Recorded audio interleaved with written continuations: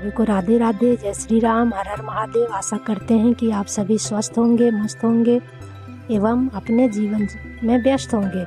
आज हम अपने चैनल के माध्यम से महाकुंभ 2025 में, जो कि भारत ही नहीं अपितु पूरे विश्व का आस्था का केंद्र बिंदु है, उसके विषय में संक्षिप्त में चर्चा करेंगे। आप सभी जानते हैं कि यह मेला 13 जनवरी से प्रारंभ हुई है एवं 26 फरवरी 2025 तक चलेगी। हम सभी आस पड़ोस एवं परिवार के सदस्यों की मंडली एक साथ महाकुंभ स्नान हेतु धनबाद से बनारस गए। बनारस में काशी विश्वनाथ ज्योतिर्लिंग के दर्शन के उपरांत बस से प्रयागराज संगम प्रस्थान किए। करीब 8 बजे शाम हम सभी संगम के तट पर पहुँचे। संगम से करीब 2 किलोमीटर दूर पर हम सभी ने एक टेंट किराया पर लेकर विश्राम किए और प्रातः काल में संगम पहुंचकर महाकुंभ स्नान किए। आप सभी को बता दें कि त्रिवेणी संगम वह स्थान है जहां पर गंगा, यमुना और सरस्वती नदी का संगम होता है।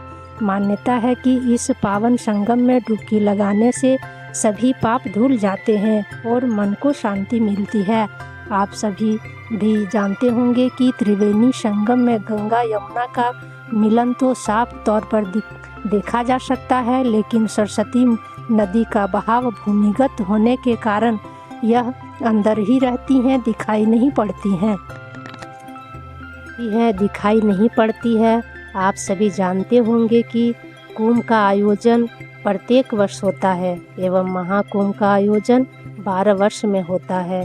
कुंभ का शाब्दिक अर्थ को समझा जाए तो इसका अर्थ होता है अमृत का कलश।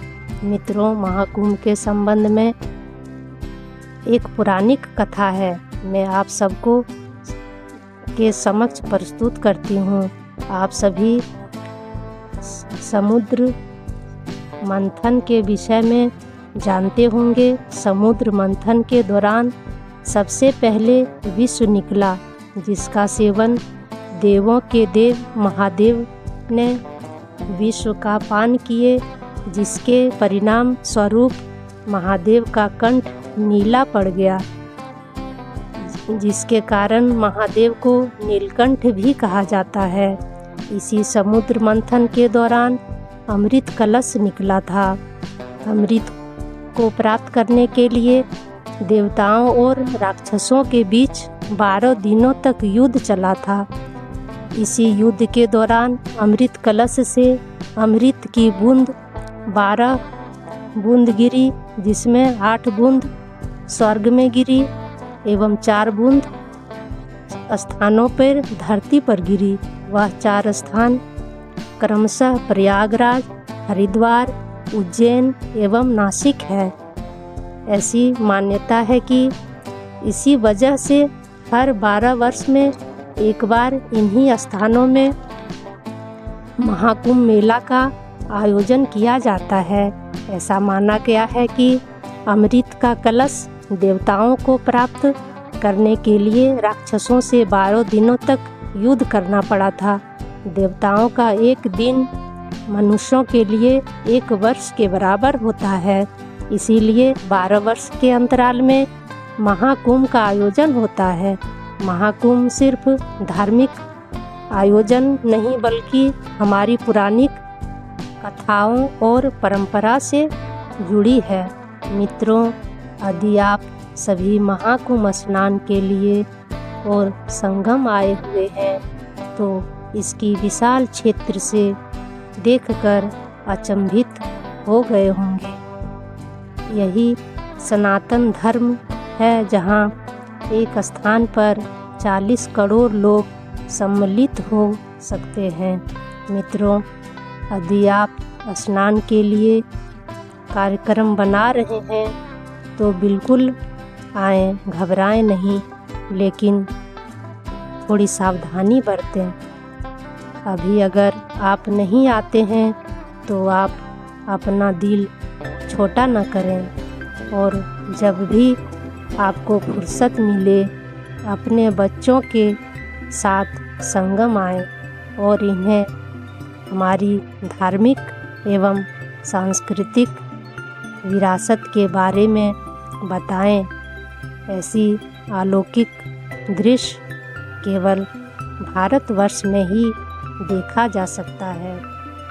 और हाँ मित्रों, महाकुंभ की शुरुआत और एक पुरानी कथा से जुड़ी है, जिसका चर्चा मैं संक्षिप्त में करना चाहूँगी।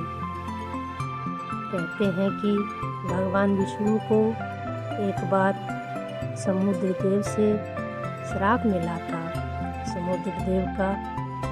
समुद्र देव का एक पुत्र था जिसका नाम था शंख।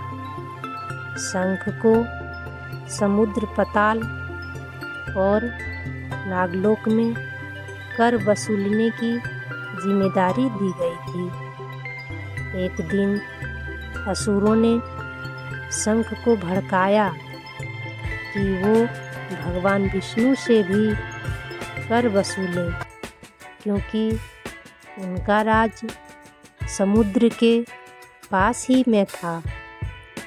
असुरों की बात मानकर भगवान विष्णु के पास कर वसूलने पहुंच गए। विष्णु भगवान ने उन्हें समझाने की कोशिश की, लेकिन शंख नहीं माना। बहस के दौरान शंख ने माता लक्ष्मी के विषय में अपमानजनक बातें कह दी।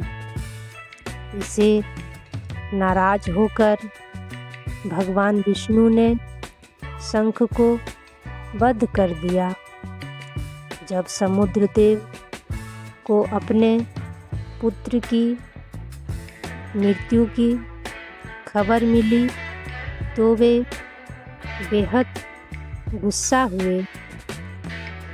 वे भगवान विष्णु के पास पहुँचे और बिना सुने ही पूरी श्राप दे दिया। उन्होंने कहा कि मेरी पुत्र की मृत्यु माता लक्ष्मी के कारण हुई है, इसीलिए लक्ष्मी जी समुद्र में समा जाएगी।